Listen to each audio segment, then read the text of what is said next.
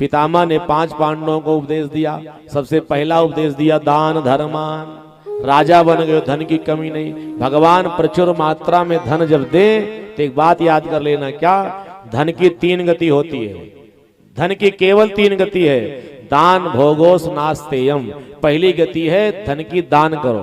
भगवान धन देते हैं दान करने के लिए। अब अगर दान नहीं कर पाते तो भोग करिए। भोग करने का मतलब बढ़िया मकान बनाइए, बढ़िया दुकान बनाइए, खूब बढ़िया वस्त्र पहनिए, परिवारिक जनों को पहनाइए, बढ़िया बढ़िया खाइए, सबको खिलाइए, यानी भोग करिए।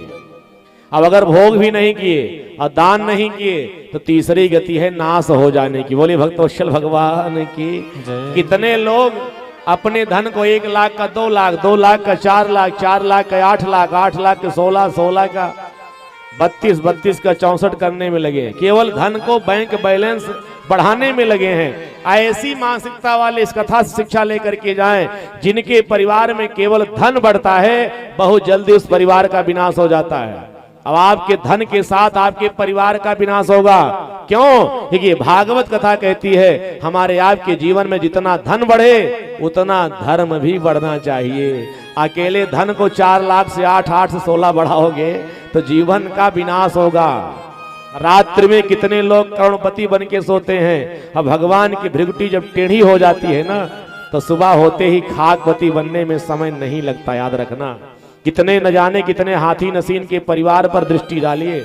इतनी संपत्ति थी ना, हाथी दरवाजे पर पाले जाते थे। 100 पीढ़ियों तक धन कम नहीं होगा, ऐसा अभिमान था लोगों को। लेकिन 1-2 पीढ़ी नहीं बीती, आज हाथी नसीन के परिवार में, समाज में आंख उठा करके देख लेना, या तो कोई बचा नहीं। अगर कोई बचा है ना तो चौराहे पर केवल खड़े होकर के रात दिन यही निहारते हैं। कोई व्यक्ति मिल जाता 2 रुपए की चाय पिला देता।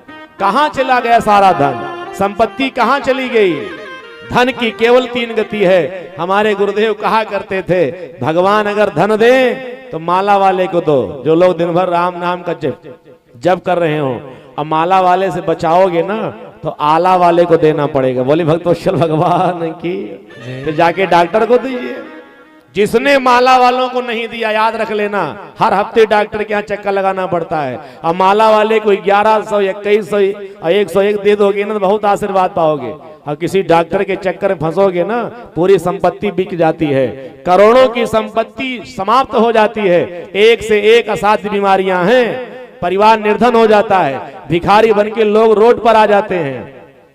लेकिन न अपने प्राण को बचा पाते हैं, न अपने परिवारिक जन को बचा पाते हैं। भगवान से प्रार्थना करिए कि आला वाले के पीछे न भटकना पड़े, माले वाले तक सीमित रहिए। आला वाले से अगर बचाओगे, बच गया कहीं से, तो याद रख लेना फिर तीसरी गति धन की है, फिर कोई भाला वाला ले जाएगा। बोले भक्तवत्सल भगवान की। इसलिए भगवान धन दे तो दान करिए। सो धन धन्य प्रथम गति जाकी। और एक बात और याद करिएगा, दान करने से कभी धन कम नहीं होता। भागवत कथा में खर्च करो, अपनी कन्या के विवाह में धन खर्च करो। कभी बेटी के विवाह में किया गया धन का खर्च बहुत जल्दी दुगना से चौगुना हो जाता है।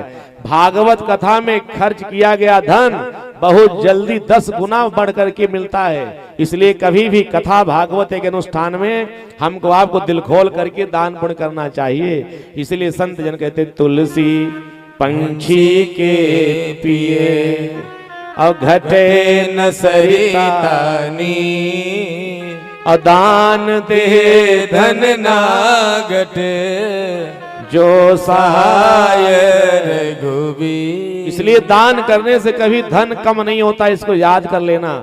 हमारे दुबे जी ना जितना धन घर बनाने, मकान बनाने में, परिवार बनाने में, गृहस्थी बनाने में खर्च कर दिए, वो सब निरर्थक चला गया। लेकिन आज हमारे मुख्य यजमान श्री राम समझ दुबे जी का जो धन इतने बड़े दिव्य महानुष्ठान में जो खर्च हो रहा है ना, भागवत के कार्यक्रम में खर्च हो रहा है, यही इनके जीवन की कमाई गई संपत्ति सार्थक है, बाकी सब निरर्थक है। हाँ, तो भगवान अगर धन आपको दें तो अपने जीवन में कभी न कभी बहुत बड़े धर्म का कार्य करना चाहिए, जिससे हमारे जीवन की कमाई गई संपत्ति वो सार्थक बन जाए।